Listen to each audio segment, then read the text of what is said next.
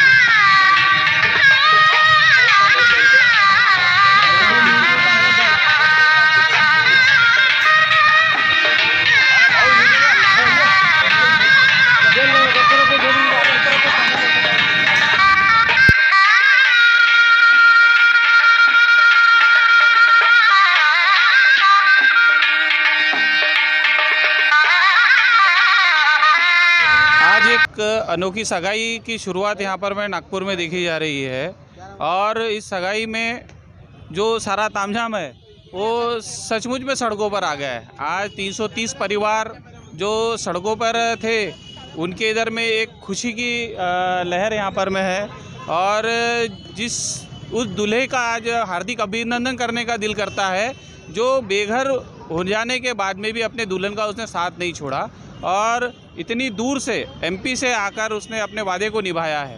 तो यहाँ पर में बहुजन मुक्ति पार्टी के कुछ लोग जो है वो भी यहाँ पर में इन नव वर वधू को अपनी शुभकामनाएं देने के लिए पहुँचे हैं। तो आइए जानते हैं बात अपनी रखना चाहेंगे। आपका नाम बताइए सर। मैं अनिल नागरे, शहर महासचिव बहुजन मुक्ति पार्टी जी। ये जो सगाई हुई है, एक अनोखी सगाई नागपुर में पहली बार देखी जा रही है, तो इस बारे में क्या कहना चाहेंगे? सबसे पहले तो आज 2 मई 2023 को संविधान चौक पर सपना सोनेवाल और यशवंत बनवाले इनकी सगाई संपन्न हुई है। इस मौके पर बहुजन मुक्ति पार्टी की ओर से इनको हार्दिक शुभकामनाएं और अभिनंदन करते हैं कि इनके कुछ दिन पहले बुट्टी बोरी में मकान तोड़े गए, लगभग 300-350 मकान तोड़े गए और इनके ऊपर में जो छत होता है वो तोड़ा गया है।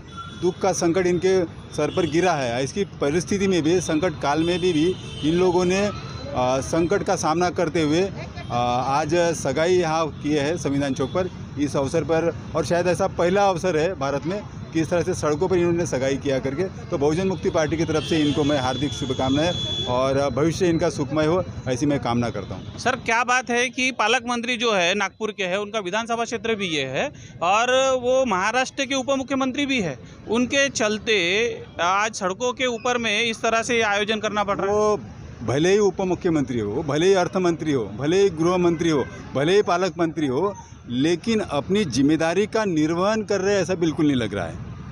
तो बहुजन मुक्ति पार्टी तो मांग करती है कि उन्होंने तुमको नहीं जम रहा है ये काम तो छोड़ दो, ये अवसर किसी और को दे दो। तुमको पालक मंत्री का काम नहीं जम रहा ना, छोड़ दो ना, नहीं मत करो ना यार। तुम इनके ऊपर ये क्या बोलते हैं संकट में क्यों डाल रहे हो? तुम्हारी जिम्मेदारी जो है उसका निर्वहन करो। तुमने खुद होके ले लिया, मैं सबको संभालता हूँ, उप मुख्यमंत्री पद का जिम्मेदारी का निर्वहन करता हूँ, अर्थ मंत्री का निर्वहन करता हूँ, गृह मंत्री का निर्वहन करता हूँ, पालक मंत्री पद का निर्वहन करता हूँ, लेकिन जिम्मेदारी निभाते हुए दिखो तो सही तुम अपनी केंद्र। मैं आपसे पूछना चाहूँगा, केंद्र सरकार ने तो कहा था कि 2022 तक का पूरे देश में जितने भी लोग हैं जो बेघर लोग हैं उनको मकान दिया जाएगा। यहाँ तो परिस्थिति उल्टी देखने को मिल रही है कि जिनके घर थे उनके घर तोड़े गए। ऐसा क्यों हुआ?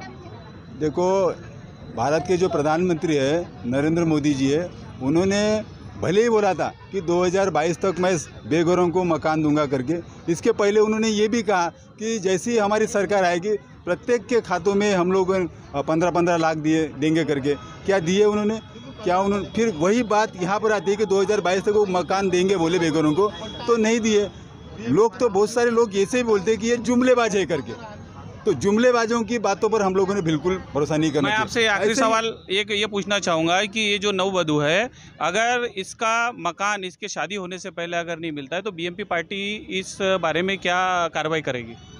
अभी तो हम लोगों ने यहाँ पर जो इकट्ठा हुए और इनको शुभकामनाएं दी है, और हम इस आंदोलन को और भी तीव्र करना चाहते हैं, और इनके साथ में कंधे से कंधा मिलाकर जब तक इनको मकान नहीं मिलता या कुछ ना कुछ पुनर्वसन की व्यवस्था नहीं सरकार की ओर से की जाती, तब तक हम लोग इनके साथ में रहेंगे। चलो, धन्यवाद सर। मैं जो नई दुल्हन है उससे भी मैं पूछना चाहूँगा कि उसकी सरकार से क्या अपेक्षाएं है। आज आपकी सगाई हुई है, ऐसा तो होना नहीं चाहिए कि किसी को सड़क पर आकर सगाई करने की ज़रूरत पड़े, लेकिन आज पहली बार ऐसा हुआ है। लेकिन तो मैं आपसे ये जानना चाहूँगा, आपकी सरकार से क्या अपेक्षा रहेगी? मेरी सरकार से बस इसी अपेक्षा है कि वो हमें छत दे दे, जल्द से जल्द हमें छत दे दे, क्योंकि हम बरसात में रह रहे, भीगते हैं, तबीयत ख़राब हो जाती है हमारी।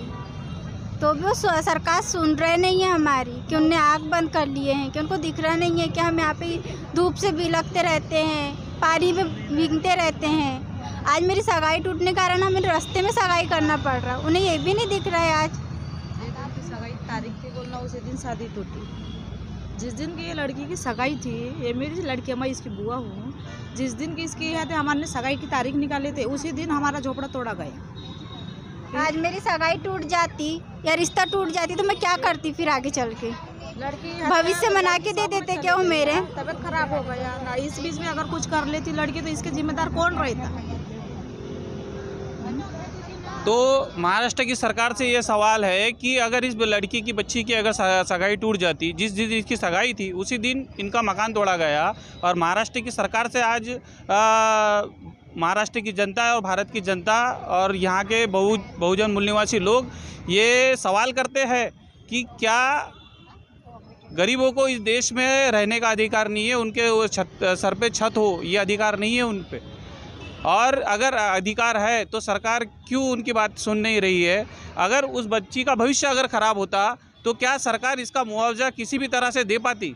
तो ये कुछ सवाल लेकर आज यहाँ पर ये लोग खड़े हैं, और इन सवालों का सरकार किस तरह से जवाब देती है हम आगे आने वाले समय में देखेंगे।